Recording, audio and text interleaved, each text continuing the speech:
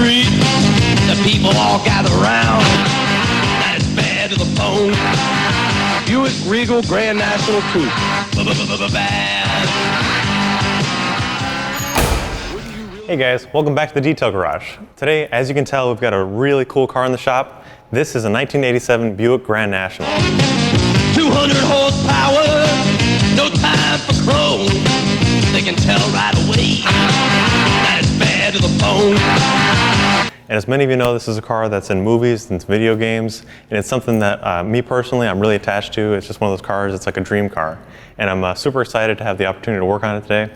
But even though this car is super cool, it's not clean, and the paint being black is something that shows every imperfection. It's got scratches, it's got a whole lot of swirls, there's water spots. We're gonna go ahead and fix all that today, doing like a waterless wash. We're gonna go ahead and clay it, and then we're gonna polish it. So let's get started. Over here, I've got my bucket set up. Traditionally, a lot of you guys wanna see like a foam bath on this, which we could do, but this car has T-tops, and we're not entirely sure of the condition of the seal, so we don't wanna cause any leakage. So we're gonna go ahead and do a rinseless wash. After that, we're gonna go and clay it using a clay mitt, and then we'll polish it using probably VSS. So to start off, my bucket here, I've already got it full of water. I'll be using a dirt trap just like you do with your traditional wash, just so you don't bring any extra dirt or contaminants into your wash. Place it in at an angle, let it settle at the bottom, and then as it sits, it's gonna get snug, and it will create a seal around the bottom so you don't bring any dirt back into your wash. Also, I've got my rinse-free wash. For 5 gallons of water, you only need to add about 1 ounce. Just like you do with your traditional wash, you only need a little bit. And then for areas like the top where you still want to get it clean, I'm going to use a professional spray bottle here. I've got my 32 ounces of water already set up. This funnel makes it a lot easier than spilling and making a huge mess. But what it's going to do is give me the opportunity to clean the top without, saturating it heavily, creating leakage in those seals.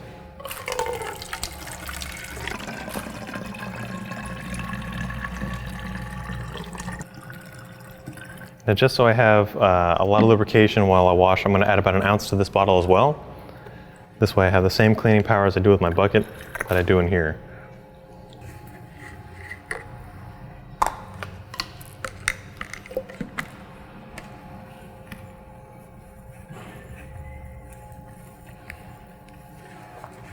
So we'll get started with the bigger areas. We'll use my Wash Mitt here. This is the 3-way Wash Mitt. It's really cool because it has these microfiber dreads on this side so you can get it foamy. Also, you can scrub with the back side, and then it has this mesh centerpiece here, which is for scrubbing like dead bugs or tar or things like that.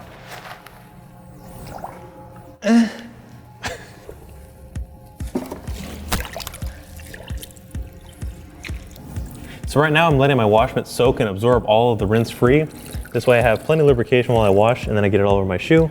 And then what you want to do is just go back on the car in straight lines. This way you don't instill any new scratch or swirls. And then it'll just pick up all the dirt without creating any scratches. And what's really cool about this product is you can use it inside your garage like we're doing today.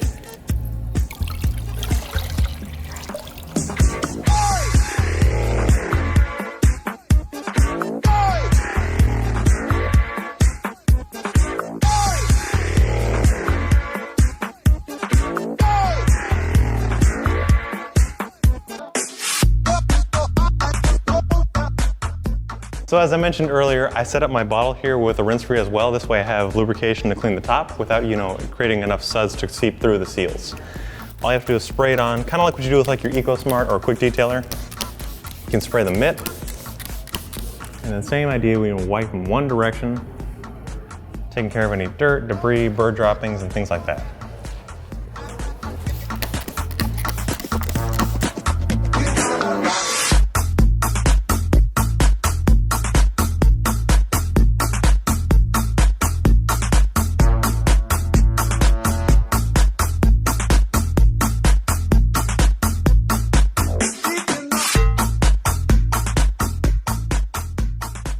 So I've just finished washing the entire vehicle using the rinse free. Now it's time to dry.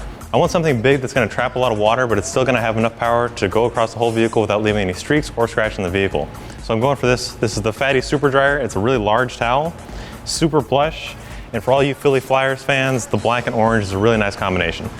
So before I get started, I'm going to rip off this tag. This way I don't add any new scratches to the vehicle. It's a really large towel. So if you just drape it over the entire hood here, you can see that it'll, cover up nicely, and then we'll take all that water. And you can always come back and buff it off.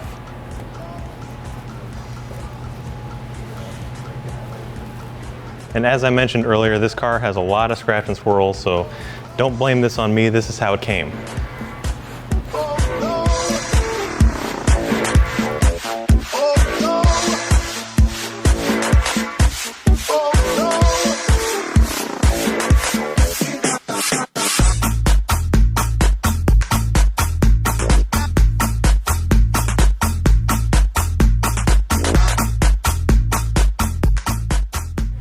So as I mentioned earlier, I was going to clay this vehicle. We just finished washing it, and the surface is not, terribly contaminated. You can't really hear or feel any contamination, but I still want to get off as much of that pollutants as I can. And after we washed it, we could tell that the surface is a lot worse than we thought. The scratches are deeper, there's a lot of marring, there's embedded water spots, so it's going to take a lot to really bring it back to life. But before we get on that, we're just going to go ahead and clay it. Using a clay mitt, this is going to help me cover a lot of surface area without wasting a lot of time. This car is a lot of flat panels, which is good because now I don't have to really conform to it. All I got to do is basically wipe it back and forth with this clay mitt. And now with the clay mitt, you want to keep this really lubricated because it is synthetic, where it doesn't absorb the dirt pollutants like it would with a clay bar. But say like when you're working with a clay block where you wipe off the surface and keep going, that's the same idea with the clay mitt.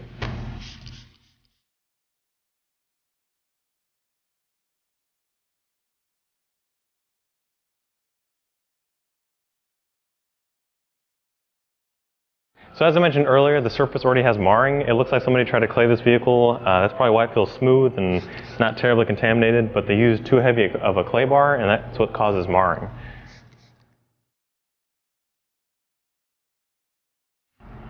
So in case you don't know, marring is actually when, say, too heavy of a clay bar or something abrasive was on the paint, and it's actually smeared all across it, creating micro scratches. That's why if you use a heavy clay bar, it tends to scratch or it tends to mar. That's why in this vehicle I'm using an ultra-fine clay mitt.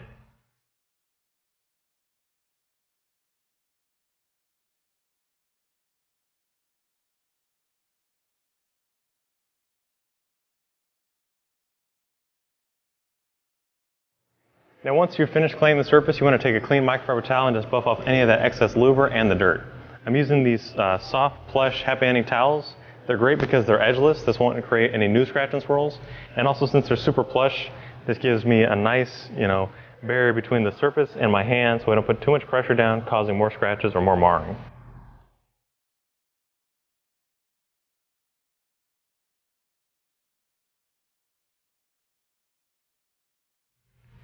So I've just finished wiping off the clayed area and the surface is really bad. Chris, get in here. You want to see all these scratches? This is original paint, but it's really thrashed. There's deep scratches in it. It's got a lot of oxidation. The marring is really dulling out the finish.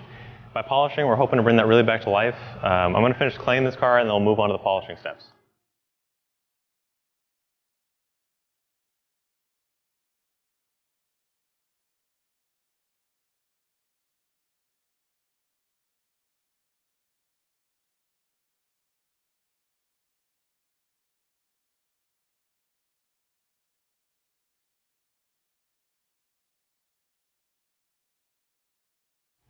So now that we've clayed the vehicle, it's time to polish it. This car has a lot of scratch and swirls on it. There's deep scratches, there's water spots, and there's a lot of marring. So what I'm going to do is go for my VSS with an orange pad.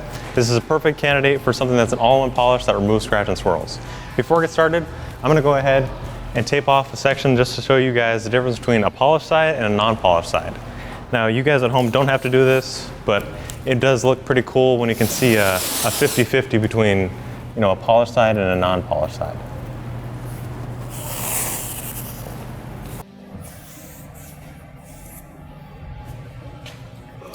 Now, as I mentioned earlier, I'll be using VSS. This is an all-in-one scratch and swirl remover.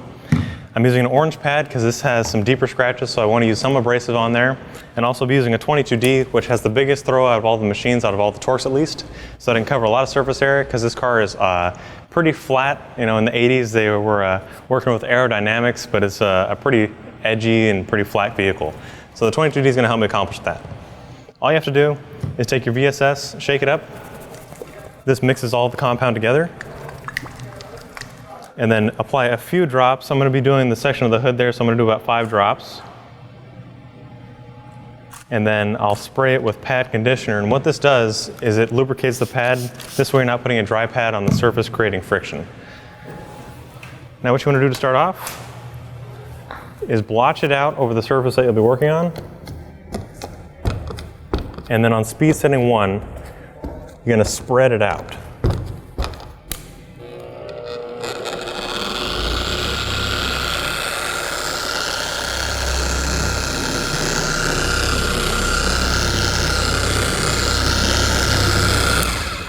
And if you haven't polished before, the reason why you spread it out is so that your pad doesn't go dry in a section where you'll be polishing. Now once you spread it out, it's time to actually start cutting and polishing. You're going to speed it up to speed setting 6, and then you're going to work it in until it goes completely clear.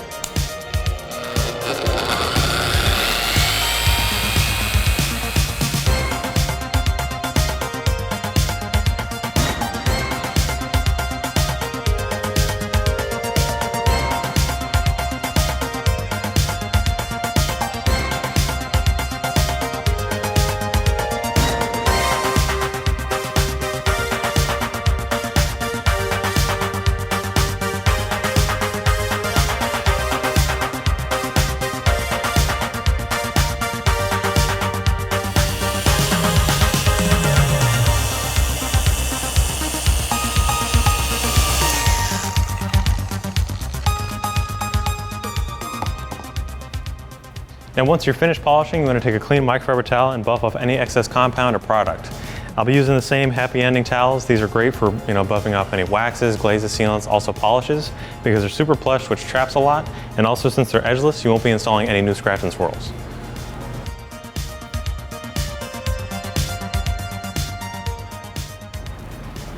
Now this is the original paint, and for being almost 30 years old, it is in pretty good condition. I don't want to go too more aggressive on this so it doesn't pull off all the clear coat. This is about as good as it's going to get for now without going into a whole 100% paint correction. But for the owner's needs, this is actually really nice. So I'm going to pull off the tape and I'll show you guys the difference between the polished side and then the non-polished side.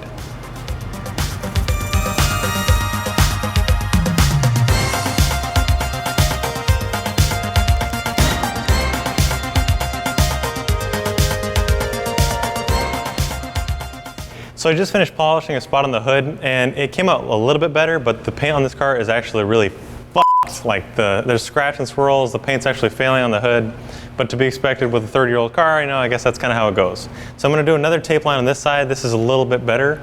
It'll show you the actual scratch and swirls and how to remove it. So the same process, I'm going to tape off a line here, and then I'll polish one half, and then I'll leave one half unpolished to show you guys the difference between a polished side and a non-polished side.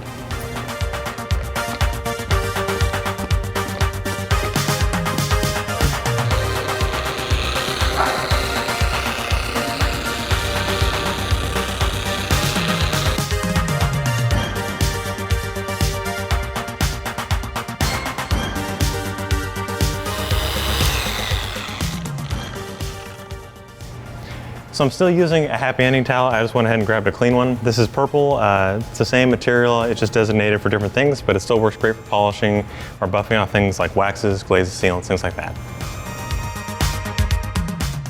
Holy shit! It looks brand new compared to the old side. Just a little bit of polishing and it brings back the real black luster. It took care of those scratch and swirls. I'm gonna go ahead and finish up the rest of this vehicle. You guys just sit back and enjoy.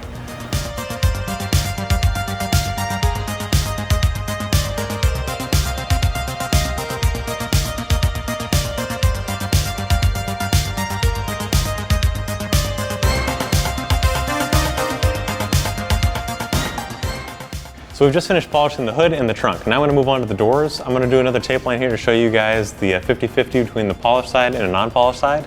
Because right now the car looks really shiny, but the scratches are hiding underneath, where you can't see. Once you get it close, you can see all the scratch and swirls. So we're going to go and polish that out and get a really lustrous shine again. And also it has this black rubber molding down the side of here. I want to tape this off just so I didn't get any compound on there or stain it.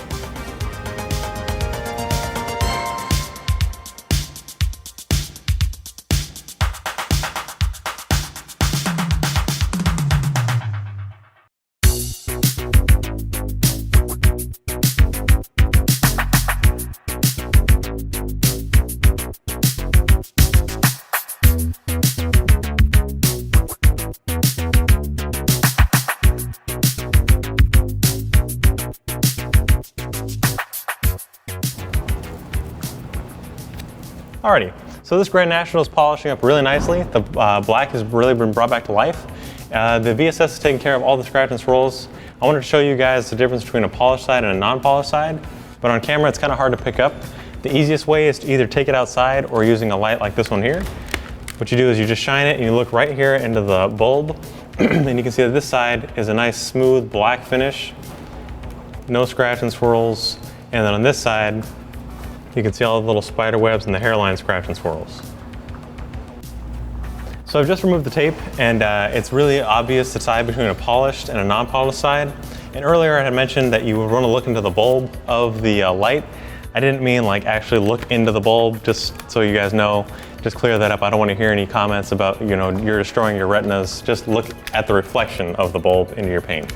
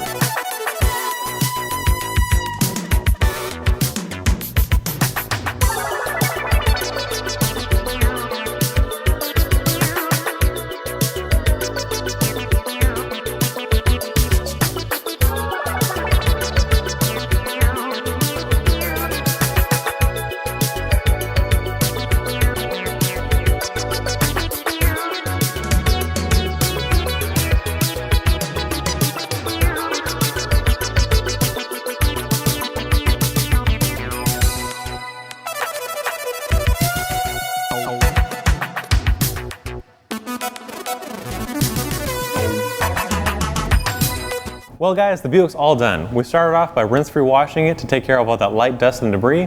Then we hit it with the clay mitt to take care of any of those contaminants that embedded themselves in the paint. And then we finished it off by hitting it with VSS. Now the VSS took care of most of the scratch and swirls. Some of the deeper ones are still there, but you know, for being a car that's 30 years old, that's to be expected. You know, it's not going to get 100% correction out of a one-step polish. But it does look a whole lot better than it did when it came in this morning.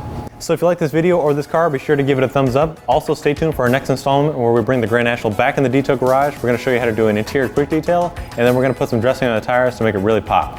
You got a nice car, you guys know the rest. We'll see you next time. Thanks for watching.